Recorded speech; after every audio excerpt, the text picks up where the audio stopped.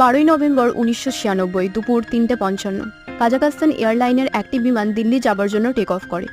জাহাজের প্যাসেঞ্জাররা ছিল ছোটখাটো ব্যবসায়ী যারা ইন্ডিয়া যাচ্ছিল উল কিনতে। ঠিক সেই সময় দিল্লির ইন্টারন্যাশনাল এয়ারপোর্ট থেকে সৌদি আরবের একটি বিমান রেডি হচ্ছিল টেক অফ করার জন্য এবং এখানে ছোটখাটো এমপ্লয়িরা ছিল। সন্ধ্যা 6:33 সৌদির বিমানটি টেক অফ করে দিল্লি থেকে। ভিকে দত্ত ডিউটিতে ছিলেন, যিনি সৌদি এবং কাজাখস্তান দুটি বিমানের সঙ্গে যোগাযোগে ছিলেন এবং তাদেরকে গাইড করছিলেন। কিছুক্ষণ পর সৌদির বিমানটি জানান যে তারা 10,000 ফুট উচ্চতায় পৌঁছে গেছেন এবং পারমিশন চান 14,000 ফুট উচ্চতায় যাবার, এবং ভিকে দত্ত তাদেরকে পারমিশন দিয়ে দেন। এখানে অন্যদিকে কাজাখস্তানের বিমানটি দিল্লিতে ল্যান্ড করার জন্য পারমিশন চান।